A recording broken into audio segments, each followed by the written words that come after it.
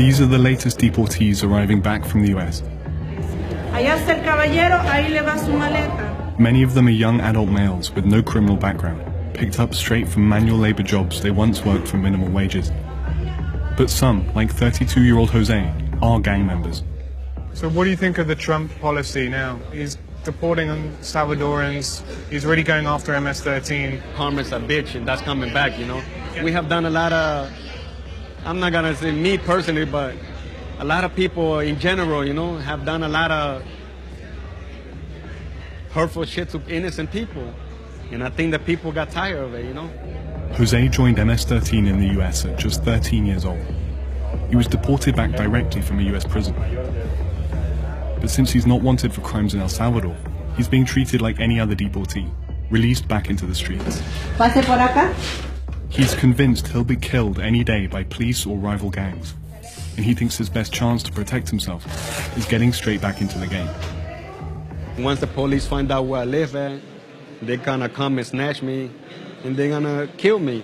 My friend got sent back 6 months ago, they killed him already. So you putting me in a position that I don't want to die for no reason, man. So it's between me and you, who you think gonna go first? You, because I'm gonna pull the trigger, you know?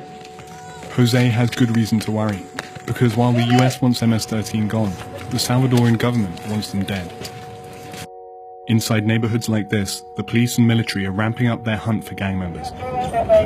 These patrol units search anyone they find for tattoos or evidence of gang activity. In which areas do you have gang activity? And do you also have MS-13 in rural areas too? Aquí son MS, bien accidentado el terreno, lo que les da a ellos una ventaja en cuanto a poderse esconder de la autoridad.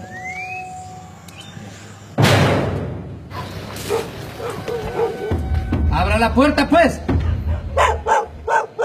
Va, vamos.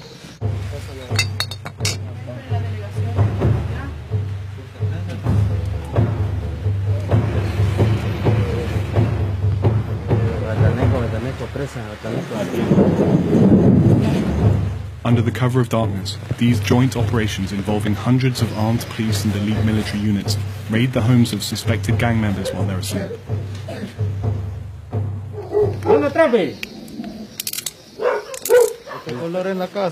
¿Cómo es su nombre?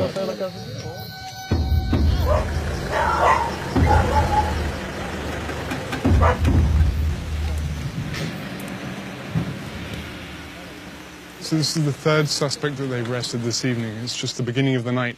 The police have a list of more than 100 names. That's number 3. This investigation took 2 months to put together. Local law enforcement was struggling to contain the gang even before the new wave of deportations. MS-13 didn't start in El Salvador. The gang was formed on the streets of Los Angeles in the 1980s by refugees fleeing civil war at home. In the 1990s, many of those gang members were deported back here, where they quickly exploited the power vacuum and took over entire cities and towns like these. Back at the local police headquarters, officers lined up suspected gang members. By daybreak, law enforcement said they'd arrested just over 40 suspects, confiscating a few guns, 1 vehicle, and a couple $1,000s in cash. What problems does it create for you when they are shipping back MS-13 members from the USA back to El Salvador? Sí, se nos complica más porque estos pandilleros vienen a esconderse en diversas ciudades, zonas urbanas, zonas rurales, y ellos vienen ya quizás con un adiestramiento, con unas técnicas diferentes, y podría ser, sí representa un problema, ¿verdad? The government is fighting back the only way it knows how, locking up suspected gang members in huge numbers and packing them into a prison system already well over capacity. This one outside the country's capital holds hundreds of MS-13 gang members.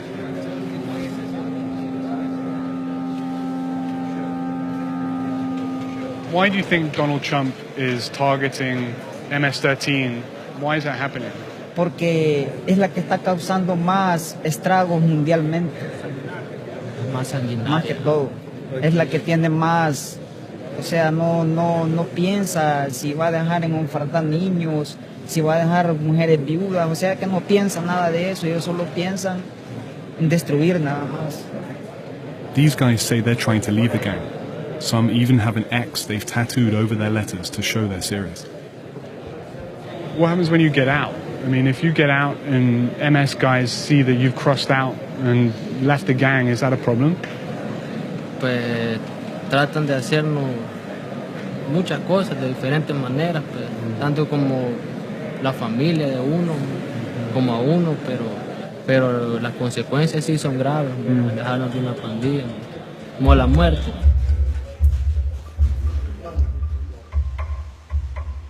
Outside prison, some former MS-13 members are getting their tattoos removed altogether. This is MS-13. El logotipo de la pandilla es una garra. Esto es la seña que se hace de la pandilla. Aquí dice Mara, Salvatrucho. Junior served 14 years inside Zacatraz maximum security prison. Between them, he and his friend Nicole have been shot more than 13 times. They're now living in a halfway house for ex-gang members, and they say that gang members are on the defensive here in El Salvador and back in the United States. Contacto estoy con un primo que pertenece a la pandilla MS allá en Estados Unidos, y él lo que me dice es de que él tarde o temprano lo van a deportar, o tarde o temprano lo pueden asesinar allá mismo también, porque dicen de que ya siente la mayoría de personas allá, los pandilleros andan con temor ya de que el gobierno los ha tirado un plan de como le quisiera, super mano dura también, de que va a endurecer las leyes en contra de ellos. Ya hablan de estar aquí. Junior and Nicole now go as far as to wear concealer to hide their face tattoos when they leave their home. They're hoping it helps them avoid detection. Why is deportation not a solution for this problem? Porque cuando están en el aeropuerto, allí mismo ellos, hay uno de repente a los 4 o 3 días amanecen muertos.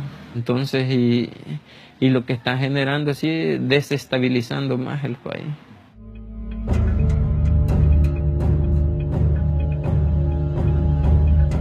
Now, with MS-13 on the run, they're hiding out in rural areas outside cities.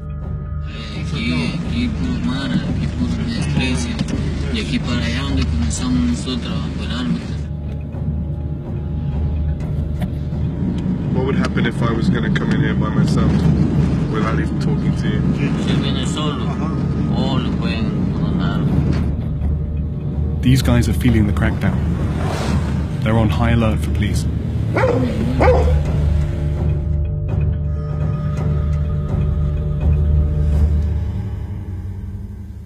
Entonces, MS-13 morir aquí como el 13. MS morir. These MS-13 gang members go by the names Smiley and Crazy One. They may seem young, but they're deadly. Puta, mira, homo, y cuando tuviéramos siempre que matamos, tuviéramos ondas de esas, grabáramos bien recio. They say the rhetoric from the White House has struck a nerve and warn that the death toll will rise. Donald Trump right now, he's going hard against MS-13. Do you think this is going to work? I mean, sending people back here to El Salvador from the USA, it's going to make the gang weaker? Me casaca, nunca lo va a lograr, el viejo maricón es casaca. El presidente está arriba de la verga, pues, ¿me entiendes? El maestro está verga, pues. El maestro no sabe con el monstruo que se enfrenta, porque si él manda 5 para abajo, van 15 para arriba. How does MS control a neighborhood and you can't even see them? La onda está que la policía, ¿me entiendes? Así como está organizada, también las pandillas sí estamos organizadas, ¿me entiendes? Creen que con su inteligencia a nosotros los van a debilitar, y lo que están haciendo es dándoles fuerzas para seguir adelante. Porque nosotros poco a poco les vamos viendo sus puntos, donde les podemos caer, donde les podemos... That's big talk from gang members who have seemingly gone underground. But the fallout of the government's anti-gang crackdown has led to deadly results on the streets. Scenes like these occur nightly. Some of the victims are police, some gang members. Often it's civilians caught in the crossfire.